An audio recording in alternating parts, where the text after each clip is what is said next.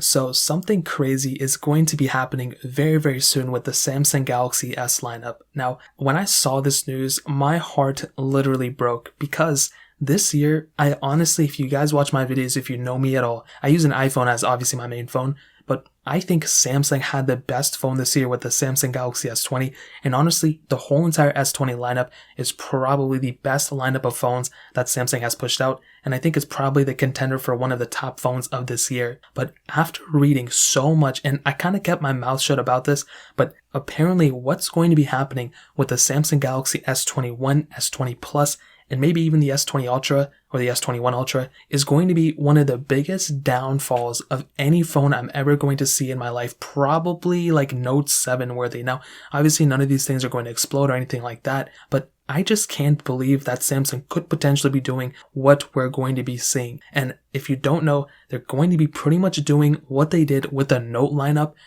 to these phones. Now, what's crazy about that is Samsung was considering, or some rumors came out, that they're going to be removing the Samsung Galaxy Note lineup. And I saw that news and I was saddened because I love that lineup. But when you look at the Samsung Galaxy, S lineup this year, they killed it. The Note lineup, not so much. The Note 20 Ultra was a tremendous phone, but the standard Note 20 was way overpriced. Now, they are doing the same thing from that specific viewpoint with the Note lineup to the Galaxy S lineup. Why are they going to do this? This is a waste. I don't know what they're trying to prove. I think they're just trying to see how much money they can lose from going from one generation to the other. I have no idea. Now, here's what we're kind of seeing, okay? Pretty much the S21 and S20 Plus, in my opinion, I'm more so like an S21 type of person, or the S20 this year. I love those type of devices. I think I've owned every single Galaxy S lineup device and the majority of their other ones. And I've always been a person who likes the smaller S lineup. I was a fan of the S10e. Now with the S21, it's going to pretty much still maintain the same size screen. I believe the S20 had a 6.1 or 6.2 inch panel. The Galaxy S21 is also going to be maintaining that 6.2 inch screen, so nothing's really going to change there. However, the resolution is going to go down. Instead of having a 1440p panel, this panel is now going to be full HD plus, or whatever they're going to call it. So it's not going to be, that 1440p panel is not going to be downgraded in a way to 1080p. To me, I don't really think that's a crazy big deal, but that is kind of something wow, we're going from a 1440p display down to a 1080p display. That really doesn't make any sense. It's kind of like how the Note 9, from the Note 9 to the Note 10, we went from a 1440p display down to a 1080p display, and that was kind of it was kind of like a weird thing. I don't know what they were trying to prove there. And the same thing here. Seems like the S21 is going to have a low resolution display, but the same thing with the S21 Plus. That could be the case there, kind of what we're seeing, but that one's going to be 6.7 inches, kind of what we saw before. Now, they're still going to have, 120 Hz refresh rate, which is something I am glad to see. If they were to remove that or put a 90 Hz, I would have been super, super sad. But I'm glad we're keeping that 120 Hz, which is great. The whole punch display is still going to look the same as well. And it seems to me that the camera setup on the back is going to be kind of like a mix in with the Note lineup. So kind of how the Note lineup had kind of the camera way it looked, in a way. It seems to be the S21 and the S20 Plus are pretty much going to be maintaining that same thing.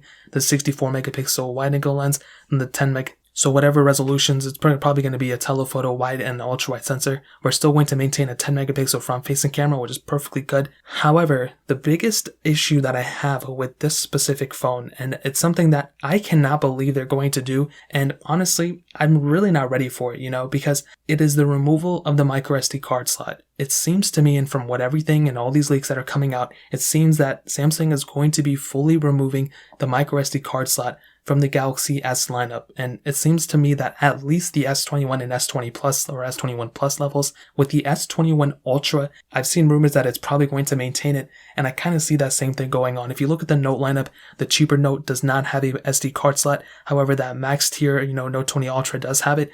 I kind of see the same thing going on with this specific device. So in this case, I could see that totally happening, and if that happens, I don't know where Samsung is going to go. All of next year, we're pretty much going to be seeing headline after headline after headline of, Samsung totally removing the microSD card slot. I feel like that's going to be a bigger deal to me than the lower resolution display. I feel like that's going to be a bigger deal to me than maybe the plastic back that this phone is potentially going to be having as well. The lack of a microSD card slot is going to be insane. The Galaxy S6, if you guys remember, also removed that microSD card slot, and a lot of people, even to this day, still talk about that because that was such a huge... The Galaxy S6 wasn't a horrible phone. It was just so much worse than the previous model. And it seems to me that this is going to be another Galaxy S6. This isn't a bad phone, but it's going to be so much weirder than the previous model that it's just going to have such a sour taste on so many people's mouths. And I kind of see, this thing kind of being like the Note 10 as well.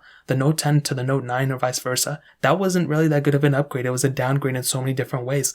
Lack of a microSD card slot, it has a smaller battery, I believe, low resolution display, and it just didn't really make any sense to go from one phone to the other. And this kind of seems to me like it's going to be the same thing. And it's going to be very, very weird how this phone is going to hold up against the OnePlus and the iPhone of that year. I mean, it's going to be really insane to me. Now, that's kind of with the phone itself. With those things, it really threw me off. I didn't think Samsung was going to go ahead and remove the SD card slot. And the one reason why it doesn't make any sense to me is because Samsung actually goes ahead and sells microSD cards. They sell a lot of them. So it doesn't make any sense why Samsung would, hinder, a product that they make. Would they not make more money that way? It doesn't make any sense. But when I saw this next thing, and this is another thing, it just keeps getting worse and worse to me, in my opinion. There's only 2 storage models for the S21 and the S21 Plus, reportedly. So we don't know, it's alleged, but the base model is going to be 128 gigs.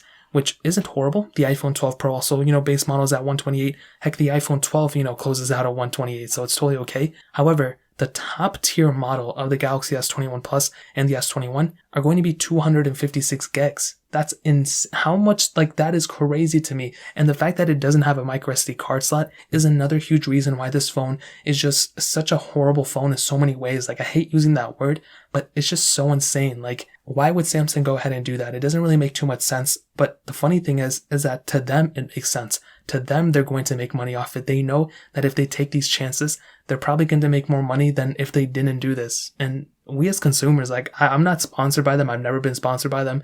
They just, I just buy their phones and move on. So I'm curious to see, as a consumer, what did they get as a company? Because I view a phone like this and I'm not happy about it. I get kind of sad about it because I'm like, this is the best that Samsung could do. It really doesn't make too much sense to me at all. So I'm very curious to see how they're going to, end up making more money from this. Maybe it's because the better cameras. Maybe it's because, it's going to be cheaper. If that ends up being the case, then that's going to be insane. But those type of things just throw me off. I'm not really too sure about it. And the S20 was one of my favorite phones this year. The S21 or S21 Plus, I feel like there's going to be too much drama about it, and I don't really know what's going to happen. Now, the other thing is that Samsung just recently, they pushed out all these tweets saying, the charging brick is still in the box and this and that, pretty much alluding to Apple removing the charging brick in their box. But it seems like Samsung is going to be doing that in this specific case as well. So it seems like they scrubbed off all their tweets and stuff saying the charging brick is in the box, whatever. They actually went ahead and removed those tweets as well. So it's another example and just a case of Samsung just it's just swinging and miss. It's just a big swing and miss.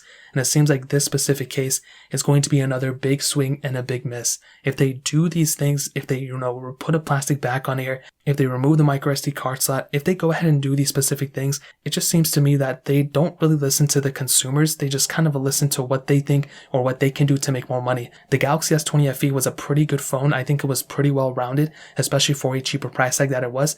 But with this specific device, if they maintain the same price as they did last year, as I said before, I think it's going to be a big swing and a big miss. So that really pretty much covers it up. If you guys have any other questions or anything, let me know in the comment section below. Hit the like button, that would mean so much, but definitely hit that subscribe button. Every single subscriber that we get really does count, so it means so much if you guys can hit that. Also check out the other links down in the description as well. My Twitter, my Instagram, my other channels. More importantly than everything else, I love every single one of you guys. Hopefully I got you guys in the next video. Peace out till then.